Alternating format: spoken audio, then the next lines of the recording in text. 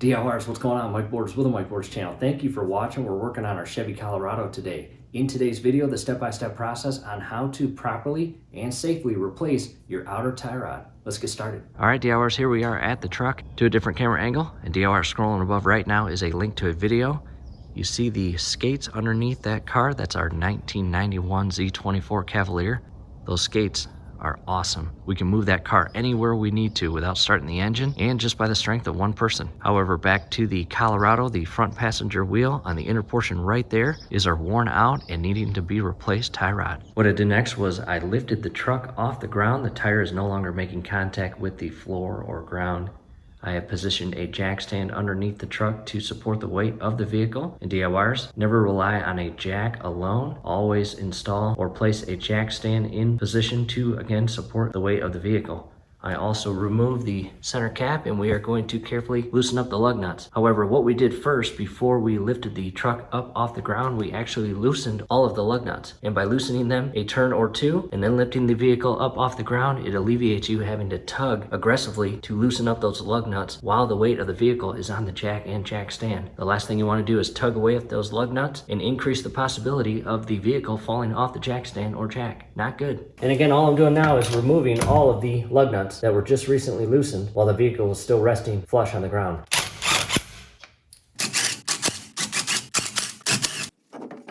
With the wheel removed, I grabbed some PB Blaster. Down below in the comment section as well as description section is a link on where to purchase that.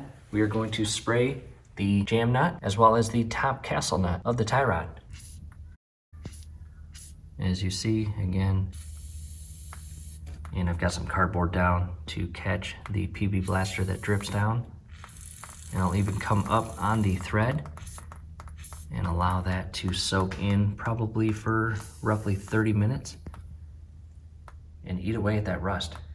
We are back, DIYers. I've got the gloves on, time to get dirty. It has been about 30 minutes and I allowed that PB Blaster to soak into the nut and thread on both the crown nut or castle nut as well as the jam nut. And I've got a 13/16 socket, a deep socket, and I'm going to loosen up this nut first.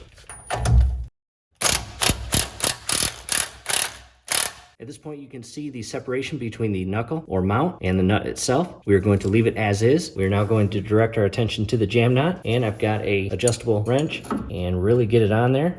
In addition, come upstream on the rod, and I've got a 17mm, and I'm going to hold this in place and loosen the jam nut. And if you can't do it by hand, you may need to grab a rubber mallet and give it a couple taps.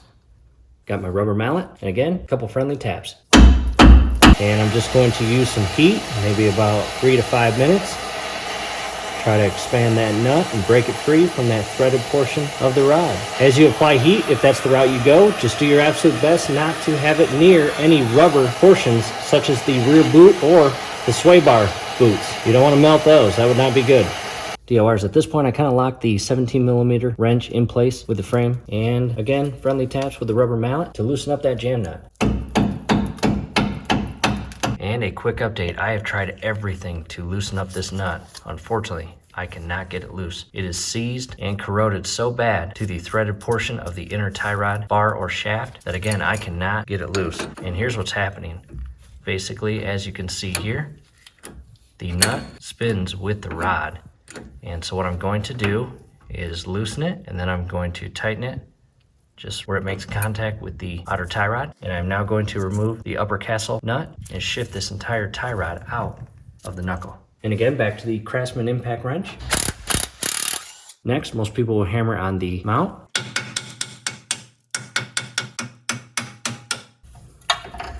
There we go. From here, very important. The tie rod itself is loose from the threaded shaft, and we are going to count the revolutions or rotations of this tie rod as we remove it. And by doing that, when it comes time to install the brand new one, we will ensure that we screw the new one onto the threaded shaft the exact same amount of revolutions or rotations to keep the alignment within check. And you can count with me. 1, 2, 3, 4, 5, 6, 7, 8, 9, 10, 11, 12, 13, 14, 15, it's getting real loose, 16, 17, 18, 19, 20. There it is. Let's go grab the new one. And here it is, the brand new outer tie rod.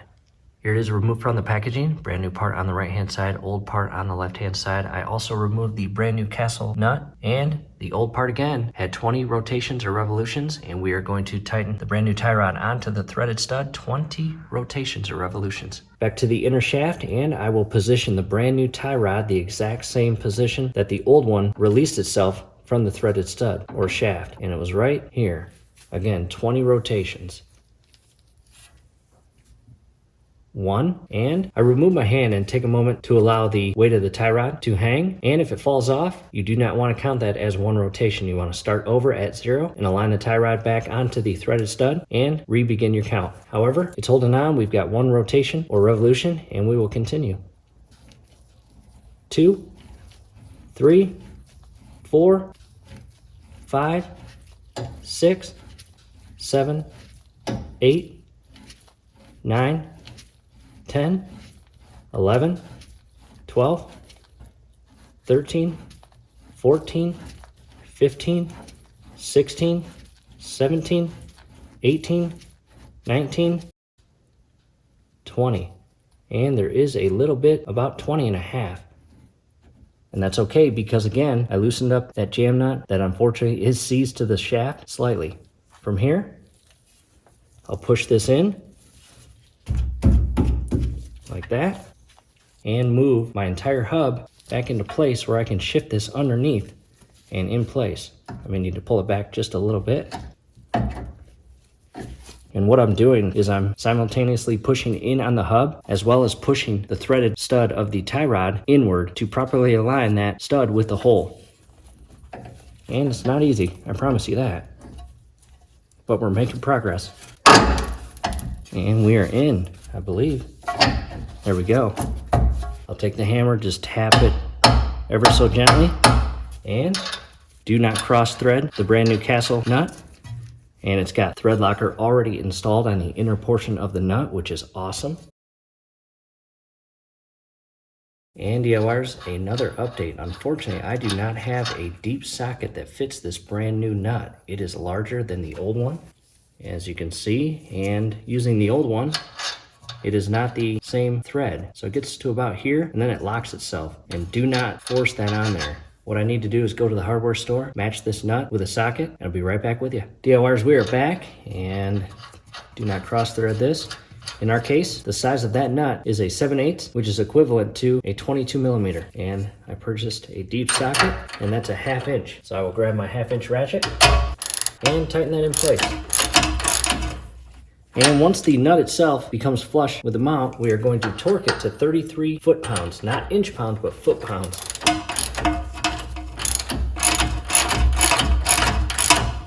And I've got the torque wrench set to 33 foot-pounds. And again, I'm going to continue tightening this until the torque wrench itself makes a clicking sound.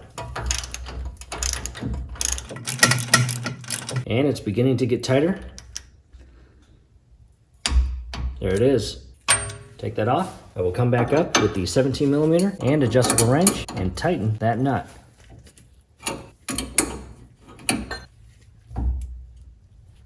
And at this point, I want to test the wobble.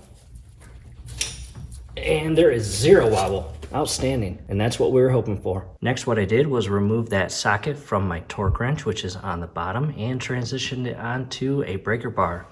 And our service manual calls for, again, 33 foot-pounds plus an additional 1/4 turn. And this is personal preference. I choose to not use the torque wrench on that additional 1/4 turn, and we will do that now. And again, a 1/4 turn. So think of a perfect circle or a pie chart, and starting head on with a camera view, if I went 180 degrees, that would be a 1/2. That would be way too much. I will end up basically with the breaker bar pointing out that way. Again, a 1/4 turn. Right there. Take a quick second, verify I did not damage the dust shield, and that all looks good. Taking a step back in DIYers, next we are going to reinstall and secure the tire and lower the vehicle safely. I've now lowered the vehicle and removed the jack and jack stand. We are going to go to the driver's side now and replace the tie rod on the driver's side hub.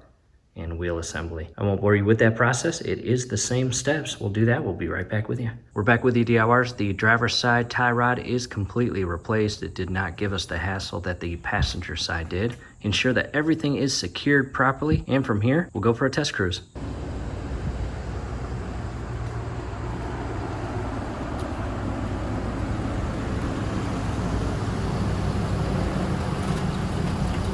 All right, DIYers, we are back from our test drive. As you just saw us pull into the driveway, and maybe tomorrow or the day after, or maybe even after that, we're going to drive it to the shop and have an alignment completed, and that is very important. And we hope this helps. Do us a favor, below the video, you will see that thumbs up icon. Click on that, like the video, subscribe to the channel. Definitely ring your YouTube bell. That would be very helpful to us. We'd really appreciate it. Thanks again for watching.